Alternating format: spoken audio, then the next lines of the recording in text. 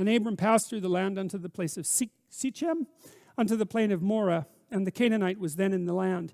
And the Lord appeared unto Abram and said, Unto thy seed I will give you this land. And there he builded an altar to the Lord who appeared unto him. And he removed from thence unto a mountain on the east of Bethel, and pitched his tent, having Bethel on the west and Hai on the east. And there he built an altar unto the Lord and called upon the name of the Lord. Now we don't understand these rituals precisely. You know, I don't know if the people who did this engaged in a meditative ritual. Was that the idea, that you take something of value, you do this, you undertake this dramatic transformation, a life and death transformation? And is that an aid to meditation? And what do? Do you sit down and think? Do you pray? Pray being to ask, you know, to what do I do next? How do I orient myself in the world?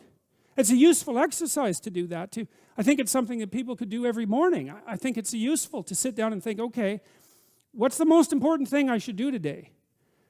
I have an array of things that call to me to be done, some of which I will do with joy, and some of which I will bear as responsibilities, but they array themselves in front of me. And what should I attend to first? Well, do you ask or do you decide?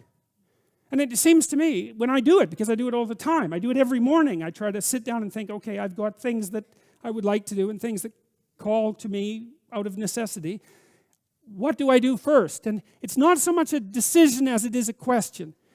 And I don't know what I'm calling on. I'm calling on my capacity to think, I suppose, but that's not my capacity exactly.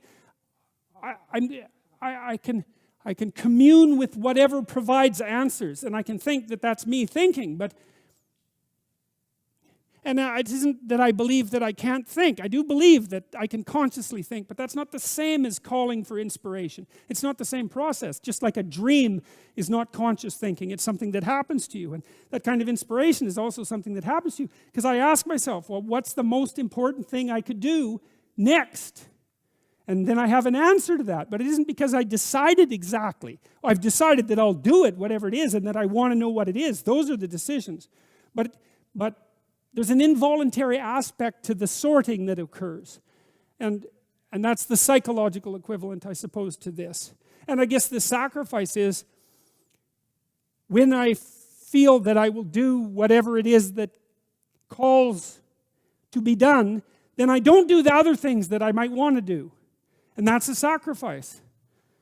To me, it's the proper sacrifice, because my sense is that things don't go properly unless you do what's most important. And if I want things to go properly, and I do, because I've had my taste of things not going properly, I want things to go properly. And so then,